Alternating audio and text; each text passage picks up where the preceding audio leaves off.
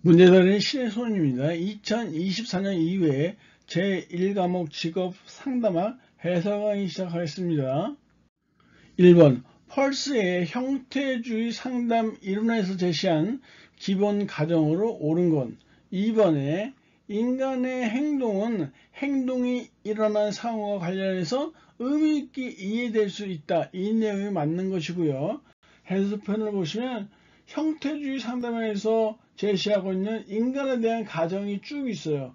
여러 차례 읽어서 눈에 익혀 놓기를 바라요. 2번 내담자의 인지적 명확성을 사정할 때 고려할 사항이 아닌 것은 내담자의 인지적 명확성을 사정할 때 고려할 사항이 아닌 것. 1번을 보시면 벌써 딱 내용 아무것도 몰라도 답이 나와요.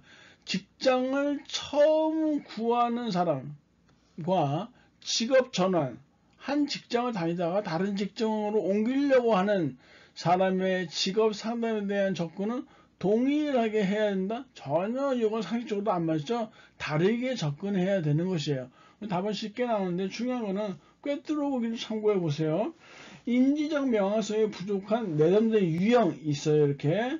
그리고 그때 상담사는 어떤 식으로 개입해야 될 것일까? 예를 들어서 단순 오정보를 갖고 있는 내담자에게 상담사는 정확한 정보를 제공해야 한다라는 것이 바로 상담사의 개입 방법이 되겠네요. 중요한 거는 내담자의 유형이 바로 인지적 명확성이 부족한 내담자의 유형이 2차 실기에서 여러 차례 나왔다는 것이에요. 처음 보시면 단순 오정보 나와 있죠? 복잡한 오정보 나와 있어요. 가정된 불가능 나와 있고요. 구체성의 결여, 그리고 원인과 결과의 착오가 나와 있네요. 그 다음에 무력감이라는 것이 나와 있어요. 비난하기 나와 있고요. 양면적 사고 나와 있죠. 파행적 의사소통이라는 것이 있어요. 그 다음에 강박적 사고 나와 있고요. 걸러내기라는 거 있고 고정성이라는 거 있고요. 잘못된 의사결정 방식이라는 거 나와 있어요. 그 다음에 자기 인식이 부족한 경우 1회 때 우리 했었죠. 미운 우리 새끼 기억나실까요? 여하튼 단순 오정보, 복잡한 오정보, 가정된 불가능, 구체성의 결정, 원인과 결과의 착오, 무력감, 비난하기, 양면적 사고, 파행적 의사소통, 강박적 사고, 걸러내기, 고정성, 잘못된 의사결정 방식, 자기 인식의 부족. 이렇게 지금 나와 있는 14가지가 있는데 14개에서 5개 내지는 6개는 철두철미하게 외우고 계셔야 돼요. 2차 실기에 나왔던 것이에요. 그래서 우리가 쉽게 외우기 위해서 5개 잡았죠.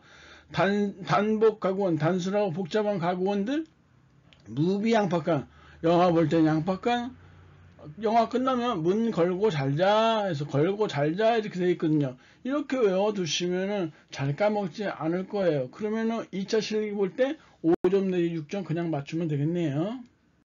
3번 직업 상담에서 의사결정 상태에 따라서 내담자를 분류할 때 의사결정자의 유형에 해당하지 않는 것. 의사결정자의 유형은요, 확정적 결정형, 수행적 결정형, 그리고 회피적 결정형에서 확수해 보시면 2번이 탁 답으로 나오게 돼요.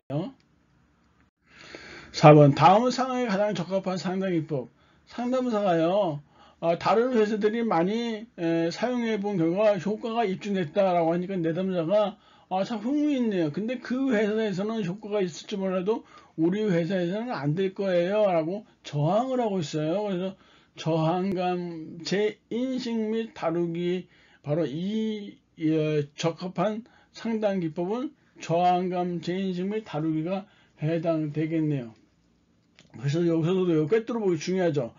내담자의 정보 수집 및 행동에 대한 이해 기법인데요. 총 9가지가 있어요. 가정 사용하기가 있고요.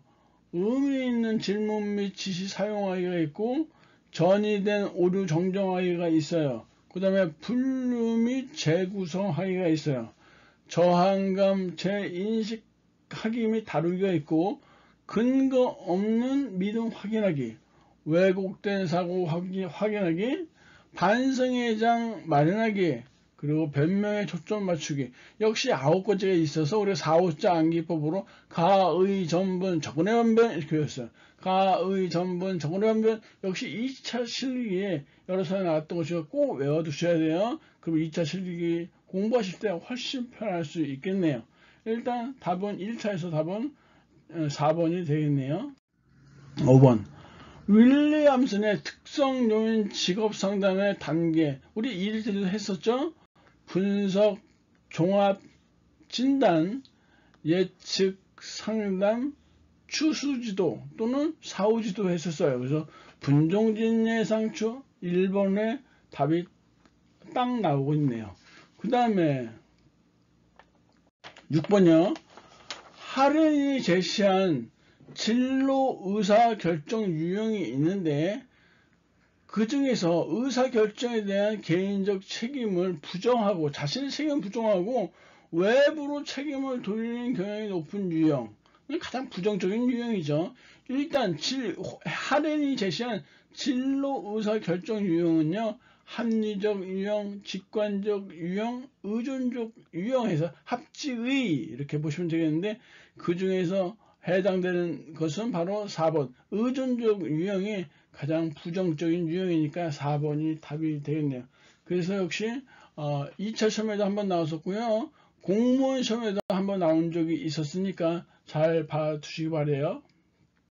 7번 슈퍼의 여성 진로 유형 중에서 학교 졸업 후에도 직업을 갖지 않는 유형이요. 다시 말해서 졸업 후에 직업을 갖지 않고요. 집에 있다가 착실하게 신부속을 받고 나중에 결혼을 하겠다는 꿈을 갖고 있는 여성들이요. 이런 경우를 우리는 안정적인 가사 진로 유형이라고 하고 있어요. 1번 답이에요. 8번 다음은 내담자의 무엇을 사정하기 위한 것인가? 내담자에게 과거에 했던 선택을 회상하고요. 절정 경험을 조사하고 자유시간과 금전의 사용 계획 등을 조사하고요. 존경하는 사람들을 쓰게 해요. 우리 그 1회 때 한번 했었죠? 체과절, 자백존 이렇게 했었단 말이에요. 즉 내담자의 가치를 사정하기 위해서 체크 목록 가치의 순위 매기기, 과거의 선택 회상하기, 절정 경험 조사하기, 자유시간과 금전의 사용, 백일목 말하기, 존경하는 사람 기술하기. 그래서 우리가 체과절, 자백존 답은 3번이에요. 2차 실기에 출제된 바 있었어요. 9번 직업 상담사가 지켜야 할 윤리사항으로 옳은 거. 쭉 1번은 무슨 말도 안 되겠죠. 직업정보를 가지고 다니면 직업을 찾아준다? 직업 상담사는 결코 내담자 직업을 결정해 주거나 찾아주는 게 아니란 말이에요. 이번에 습득된 직업 정보를 먼저 가까운 사람들에게 알려준다. 말이 되고 싶지 않고요. 3번에 상담에 대한 이론적 지식보다는 경험적 훈련과 직관을 앞세워서 구직 활동을 도와준다. 상담사가 이론적인 지식을 갖추고 있는 사람이지 무슨 경험적 훈련 이런 거 아니란 말이에요. 그래서 1, 2, 3번 모두 틀렸고요. 4번에 내담자가 자기로부터 도움을 받지 못하고 있다면 그때는 상담을 종결해야 돼요. 이거 중요해요. 이거를 상담을 종결한다고 해서 이렇게 틀린 내용 가시면 안 돼요. 자기가 도움이 안 되면 상담을 종결해야 되겠죠. 10번 패터슨 등의 진로정보 처리 이론에서 제시된 진로 상담 과정 우리 1일 때도 했었어요. 커뮤니케이션 의사소통이요. 어널리시스 그리고 신서시스 밸류잉 익제큐션 그래서 우리가 가스배라고 했었잖아요. 분석했잖아요. 분석했고 어널리시스 종합 신서시스 실행 익제큐션 해서 됐고 1번에 준비라는 건 없어요. 지금 의사소통하다 안 나와 있죠. 답은 1번이네요. 11번 행동주의 상담에서 외적인 행동 변화를 촉진시키는 방법.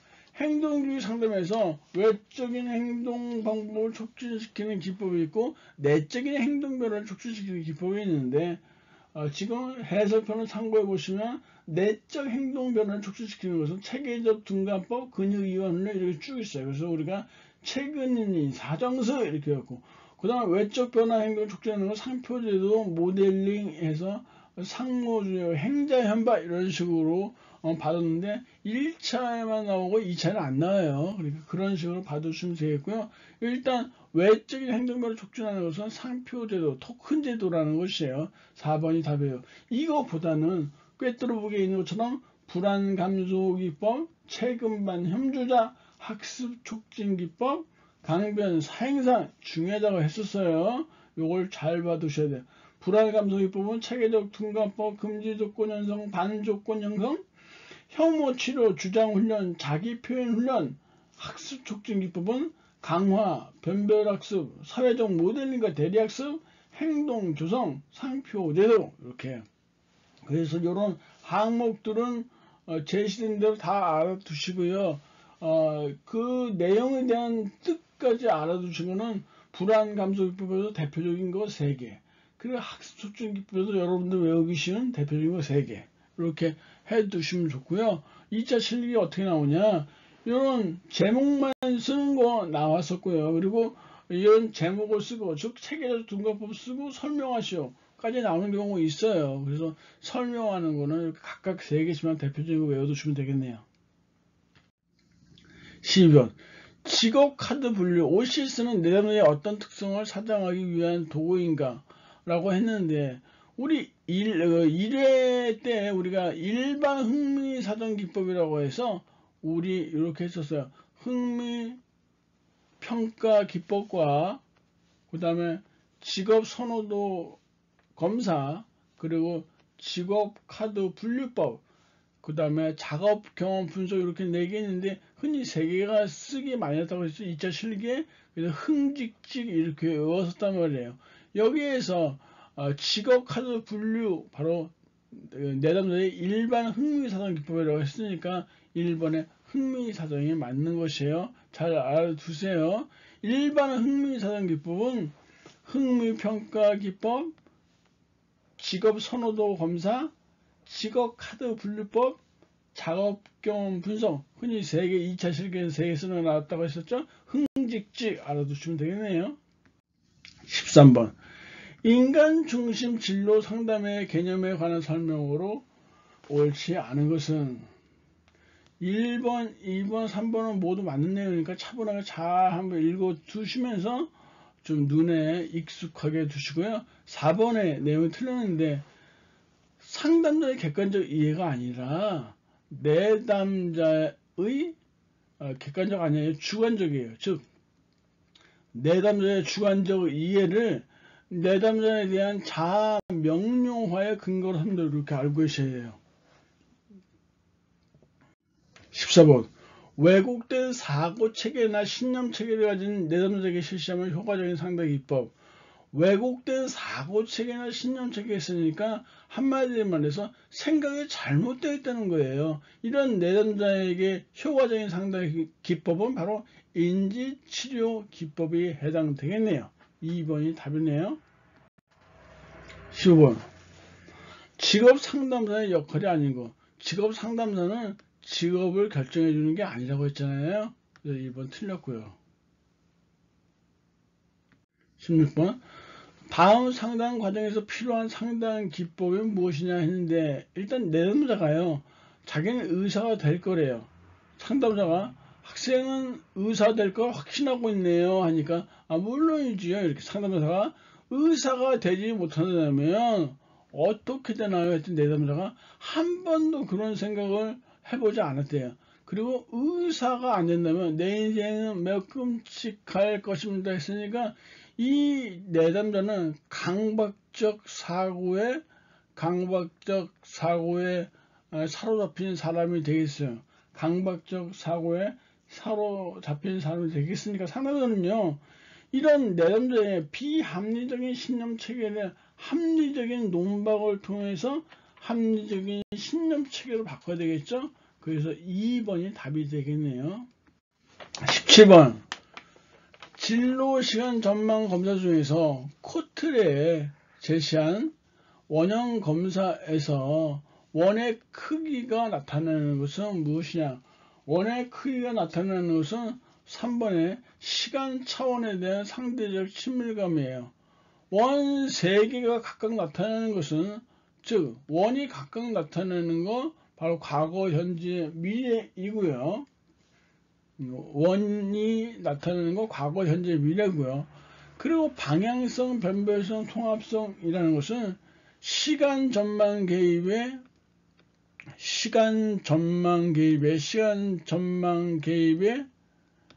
세 가지 측면이라는 거예요. 시간 전망 개입의 세 가지 측면을 우리는 방변통이라고 해요. 방향성, 변별성, 통합성이에요. 그리고 원의 크기가 나타나는 것은 시간 차원에 대한 상대적 친밀감을 나타내는 것이고요. 그리고 원의 배치가 나타나는 것, 즉 이게 교차하거나 원끼리 교차하거나 접하거나 이런 거예요. 이런 원의 배치가 나타나는 것이 시간 차원의 연결 구조다, 이렇게 보시면 되겠네요. 그래서 지금 답은 3번으로 처리되는데, 꿰뚫어보기 보시면 예전에 많이 나왔던 최근에는 안 보이고 있어요. 일단 진로 시간 전망 검사지의 사용 목적이라고 있어요. 총 8가지 있어요.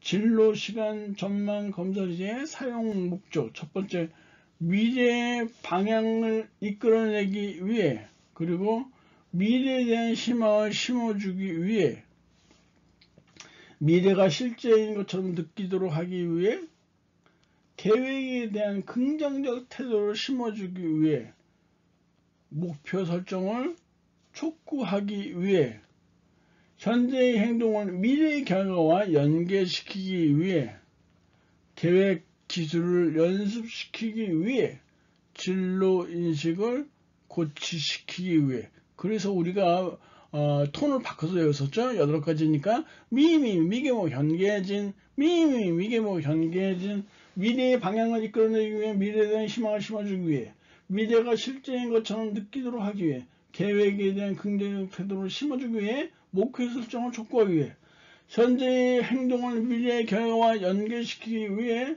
계획 기술을 연습시키기 위해, 진로 인식을 고취시키기 위해, 미미, 미개모, 현계진, 이렇게 외우시면 쉽게 할 수 있고요. 18번, 아들러 이론의 주요 개념인 초기 기억에 관한 설명을 모두 고른 것은. 아들러의 초기 기억은 상당히 중요해요. 역시 내용이 좀 어렵기 때문에 일단 여러 번 읽어서, 어차피 객관식이니까요, 눈에 익숙해지는 것이 중요하니까요. 일단 기억이 맞아요. 중요한 기억은 내담자가 마치 지금 일어나고 있는 것처럼 기술할 수 있다는 것이에요. 그 다음에 초기 지급본, 초기 기억은 자기 타인에 대한 내담자의 현재 세계관과 일치하는 경향이 있다는 거예요. 리을본, 초기 기억을 통해서 상담자는 내담자의 삶의 목표를 파악하는데 도움을 받을 수 있다 해서 3번이 이렇게 답이 되겠네요. 19번, 정신분석적 상담에서 훈습의 단계에 해당하지 않는 것. 훈습이라는 것은요, 해설을 보세요. 내담자의 방어와 저항을 점진적으로 탐색하고 해석해 나가는 과정을 훈습이라고 해요. 이 훈습의 시작은 환자의 저항으로부터 시작되어지는 것이에요. 그 다음에 환자가 저항을 하게 되면 이 분석자는요, 바로 저항에 대한 해석을 하게 되고요. 그러면 환자가 해석에 대해서 새로운 반응을 하게 된단 말이에요. 그래서 환자의 저항, 그리고 저항에 대한 해석, 그리고 이 환자의 해석에 대한 반응, 이렇게 과정을 훈습이라고 보고 있어요. 그래서 2번이 틀린 내용이네요. 20번, 상담의 종결 단계에서 다뤄야 할 사항이 아닌 것. 종결이니까 끝마쳐야 되는 시점이에요. 끝마쳐야 되는 시점인데 3번 보세요.